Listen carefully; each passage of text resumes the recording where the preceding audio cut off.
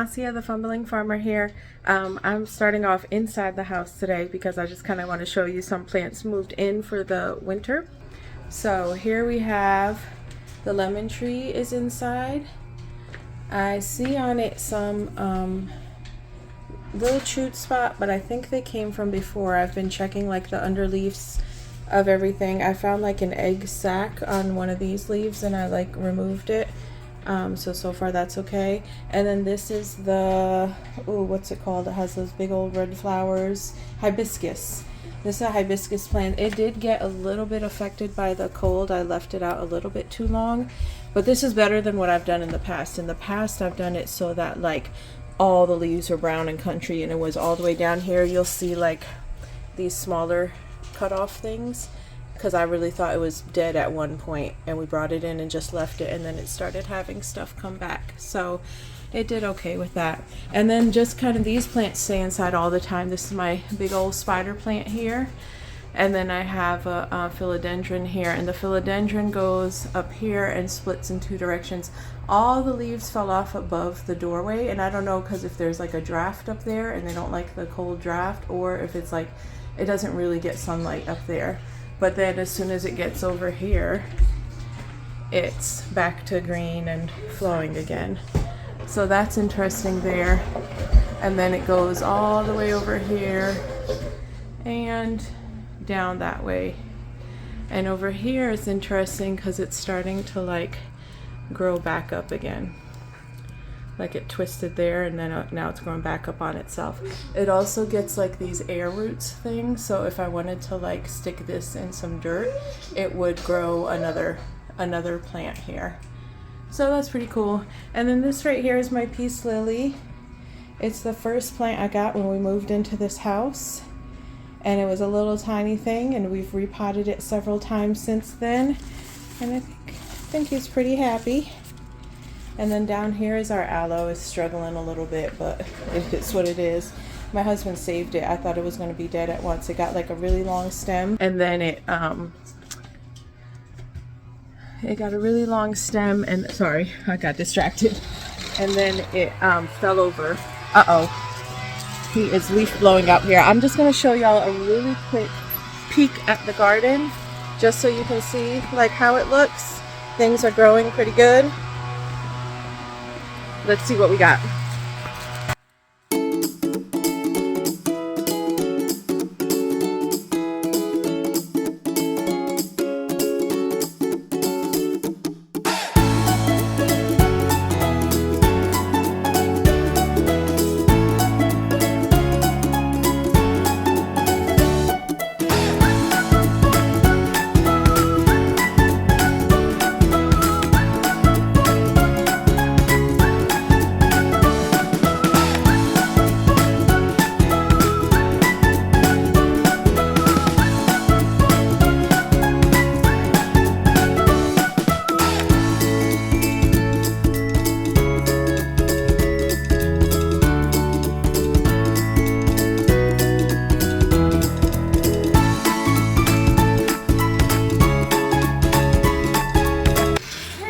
So we are back inside. I don't know if you can still hear the leaf blowing from outside. You probably can. It's really loud. Sorry about that. So I'm going to try to talk louder just to come over the sound of the leaf blower. So what I did here is I have decided I'm going to start some stuff indoors. It's like super duper early, but most of the stuff is herbs, and they're herbs that take really long to germinate, or herbs that will do okay inside a container this large. Alright, so I'm really excited about this container, because this container, I bought some candles. There's this company, what are they called? Goose Creek? Yeah. Goose Creek, and they have really good smelling candles. They have like the big 3-wick candles, and then they have smaller candles, and they also make this hand soap that smells really good too, and we have it all over our house at all of our sinks. All kind of different scents. I was going to say flavors, so I'm like, no, not flavors. All different scents. And so anyway, I had made an order, and it came in these bins, and I looked at the bins, I was like, oh, those look like planters, look at that. So I had my lovely videographer put some holes in the bottom of them, and they're kind of like a cardboardy sort of material, and I thought they were a pretty good size to be indoor planters. My only concern is I don't know if they're going to like last or if they're going to like disintegrate when I water them. So, I mean, we'll see. That's going to be part of the experiment. So I labeled all the bins all around. Can you see? Can you zoom in on the labels a little bit? So what's this one say? Goji. So I'm going to try goji berry, planting of goji berry plants. And then we have lavender here. It's going to be on this one. And then I have rosemary will be here. And then some red Reuben basil. Basil does pretty well in a pot. Some just regular sweet basil. And then I'm going to start some celery, and if I can get it to grow big enough in this spot, I'm going to transplant it outside, because I think it is, yes, it is frost hardy when I look at it here. So if I can get it big enough, then I can put it outside either very late winter or early spring. The other thing is, y'all, the USDA or whoever does the zones, has updated the zones, and I am no longer in zone 7B. I'm now in zone 8A. I believe I'm in 8A. And so the zones are determined by like the average temperature within like 10 degrees of each other kind of thing. And so I guess with the earth getting warmer, we are now in a higher zone. So I'm in zone 8 now instead of zone 7B. So it's not like, I don't think a huge difference. I think places like Texas, Florida, places where now they're like, oh, we are definitely too hot to be able to grow like tomatoes or melons or things that don't do well in extreme heat kind of thing. I think those places are more affected by it, by kind of a change in zone or an update in zone or whatever, or now like realizing that, wow, it is getting really hotter down here. Maybe that's why your tomatoes didn't do well or something. But I think what I try to grow should be okay here. So we'll see what happens. Anyway, so let's get started with this. I'm going to start with the goji berry first. Where is it? This is kind of fun how it does a little spinning action here. So I had to put my glasses on for this, y'all, because I could not see. So the goji berry came in like a little, ooh, is that too close? Can you see it? A little dried berry like this. And then I went and I cut the berry open. So this is like a cut open one. It was like this. And then I cut it open, right? And then inside of it were these, sorry, knife action, itty bitty bitty tiny seeds. You see them down here? Yeah. Yeah, so the little tiny seeds, so I just kind of peeled them out. Some of them still have a little bit of the pulp from the berry on them, but I think that should be fine. And so now what I'm going to do is I'm going to go ahead and put them in here. All right, and then I looked up and I was like, some seeds require something called, I think it's called stratification, and that's where like they need to go through the process. You're humming, baby. Do you recognize it? Okay, yeah, you were humming. When she gets happy, she starts to hum and she doesn't know that she's humming. She'll just be there in the videos humming. And feel like, I didn't even know I was humming. Anyway, so some seeds require something called stratification, and that means that they have to go through like a cold spell before they will germinate. And I was like, typed into my little Google thing, I'm like, do goji berry seeds require stratification? And right away popped up this.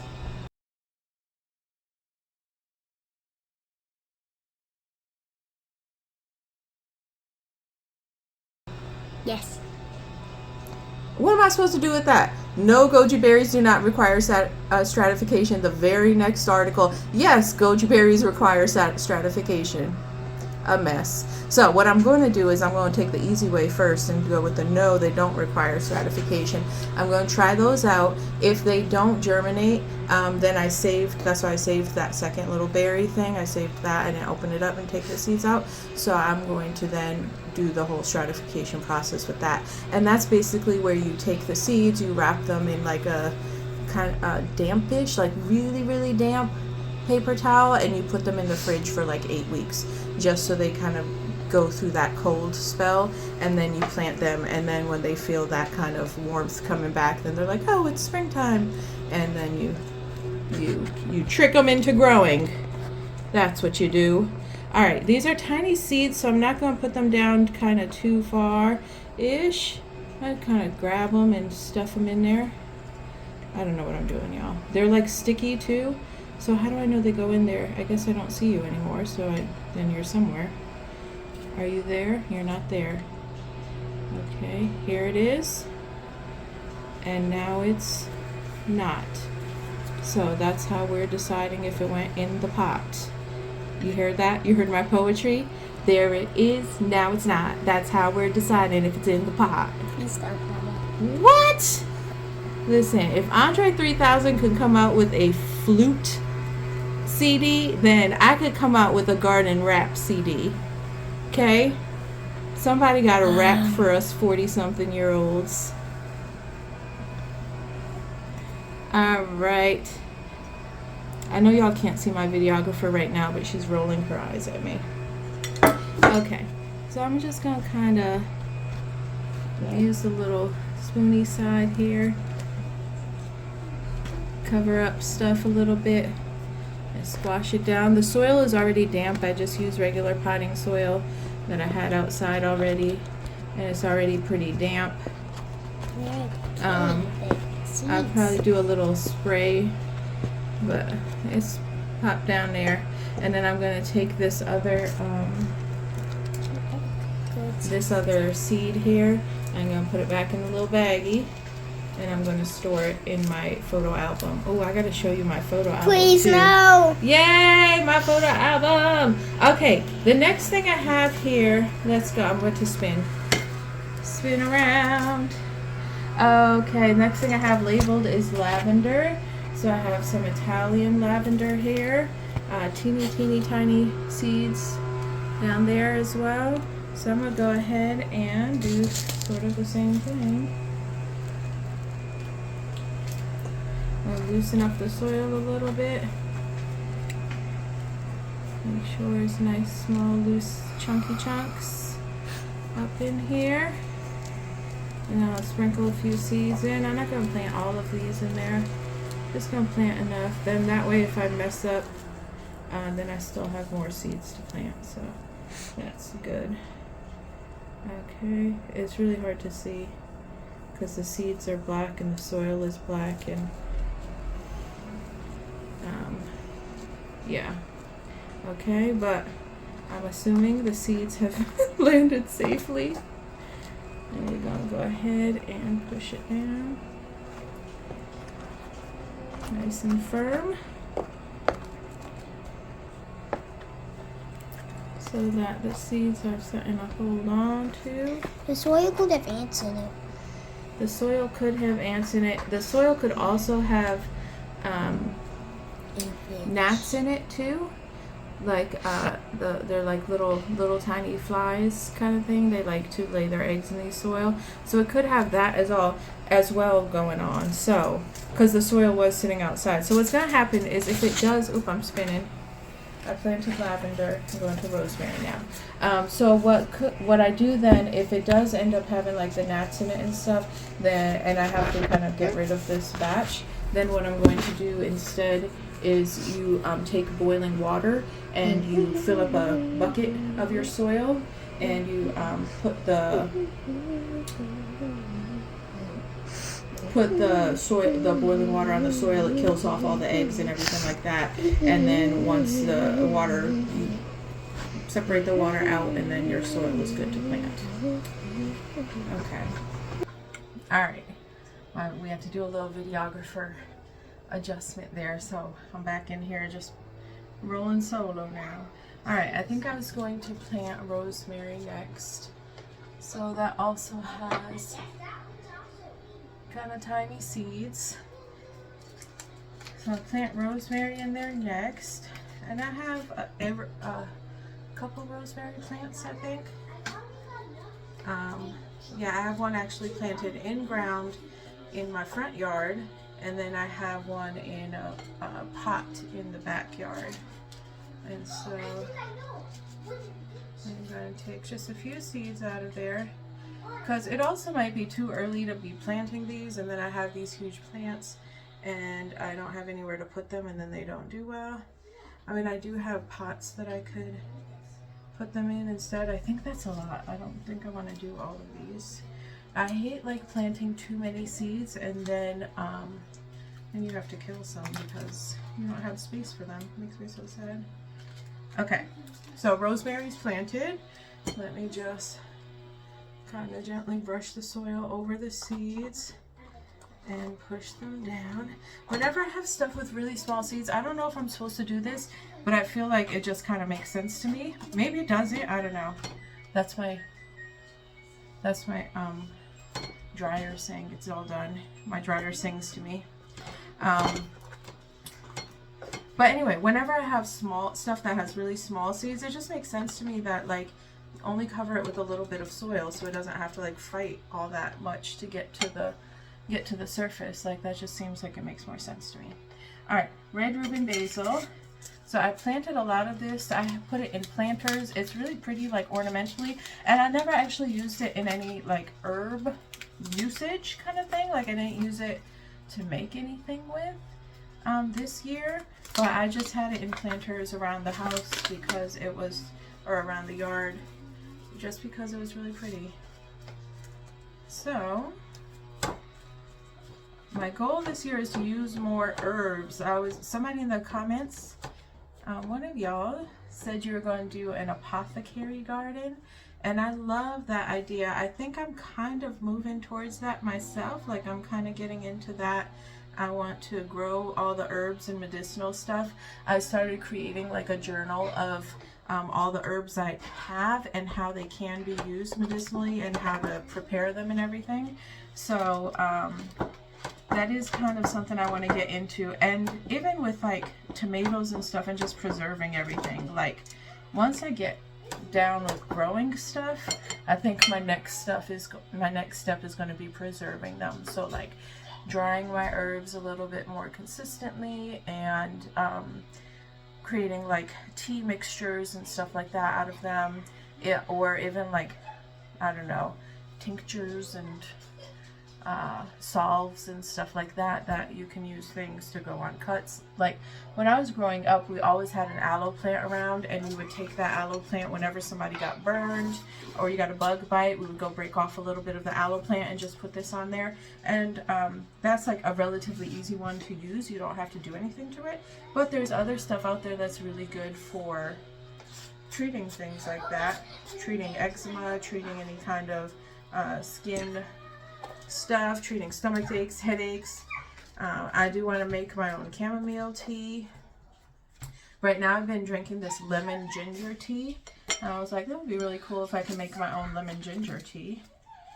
So that's something I'm kind of looking into. Alright, so that's the red Reuben basil planted. Goji berry, rosemary, lavender, that's my planted pile. Next is just sweet basil. I figured this is good to have around to just throw into stuff when I need some basil in a recipe. I'm making pasta, or I want to put some on my pizza or whatever. So I'm going to have just some regular basil plants, and they do pretty well in a container too. These seeds are so teeny tiny though, like I don't even know if I can hold them up to you in a way that makes sense. But look at that. That's like 50 million seeds there. They're so tiny. Tiny, tiny, tiny. And then you get these huge old plants out of them. One of my friends, her favorite thing is basil too. So if this grows, I might get her a basil plant. If she's watching this, then I just spoiled the surprise. Alright. So that's that. I've been giving people red tomatoes because all those green tomatoes I picked before the frost are turning red still. And so a bunch of people just get random bags of tomatoes from me because I'm like, I can't use these all the time. Although the other day I made a chicken and cheese quesadilla, and I put, I made like a pico de gallo. I had garlic I had some of the green peppers from my garden I had picked. I had my tomatoes, onion, and then just lime juice and salt and pepper, and I mixed all that up and ate it with that quesadilla. It was so good. And it's nice to just have like tomatoes available that I can do. Okay, so the last thing I'm going to plant is the celery, right? And that's kind of random. I know it's random for me to be planting this right now. I know it's random, but that's fine. I can't resist. Here's the story behind the celery though, okay? There's usually method to my madness. I'm not saying the method makes sense, but the reasoning behind this celery being planted right now is one of my babies, our videographer actually, Anissa, I got a call from the school nurse. Actually, he came by my classroom and he was like, your baby's in my office, she's got a fever. So we had to grab up my other baby. We all went on home early on Friday afternoon. And, you know, when anybody gets sick, I go ahead and make my chicken noodle soup. And so, which she does not like, a little bit. So I went and made my chicken noodle soup, but I had to go to the store to buy celery. And then I hate going to the store and buying those big old packets of celery, and you only need like 3 stalks for chicken noodle soup. And now I have like 5 stalks of celery sitting in my fridge that's just gonna go to waste, really, because I don't know like what else to do. And it's not gonna go to waste because I'll put it in my compost, but it's like if I had my own celery growing in the garden, then I can just go ahead and pick what I need and leave the rest growing, and then nothing goes to waste. But I'm right? fine. So I don't have fever. yeah. Stop. Oh my goodness, I thought the other ones were small. Look at these, y'all. This is crazy. Don't blow. You're going to blow them away. Don't breathe on them. All right, these are even smaller. Oh my goodness. I want to see. Than those other seeds I showed you were. I don't want you breathing on my. I don't trust you not to breathe on them. All right, so I'm just going to sprinkle those in there. I like that this company here, Baker Creek, they do these like resealable kind of sticky seed top like openings so that after I'm done I can just seal it back like that. And it's not like perfect, but it sticks well enough where it's not like super duper flapping open. Or maybe it is. Well, one side is down, the other side is up. So it's better than no side up. Anyway, so I'm planting celery so that the next time my baby gets sick, I'm not gonna get sick. I'm not sick. then we have celery available that we can just pick, and I don't have to run to the store to get some. So my mister is out there in the backyard. He's done blowing the leaves now, and he throws them in the fire pit and burns them up. So he's out there burning them up. And I think after I'm done here, I'm going to go out and join him. It's always, I know it's work, but it always ends up kind of being a nice time to sit around the fire pit and burn the leaves, and it's cozy and just good little time. Okay, so there is everything planted. I'm going to go get it set up. I pulled out the SpongeBob table. So y'all gonna see the SpongeBob table, but I also have to go and look for my grow lights. So I'm gonna have my grow lights on these two, and I don't need them right away, I don't think. But I am gonna get my grow lights out and set them up on my SpongeBob table. So let me go ahead and do that because I have to look for the grow lights. I don't know where they are, and then once I get it all set up, I will come back to you. All right, I'm back. I'm in the living room. I got SpongeBob set up. Here he is, the famous SpongeBob table. And there's mess back there. That's my daughter's keyboard and our little musical instruments and stuff. I don't know why they're back there, but because we don't have space anywhere else, pretty much. And SpongeBob is moving things. But anyway, we're making it happen with what we got. So these are not the best grow lights in the world. I'm hoping to get some better ones, like a shelf with like the built-in grow lights, but I think they'll do for what we got right now. The settings allow us to, I can set it for 4 hours, 8 hours, or 12 hours of sunlight, and then I can have less light or I can have more light.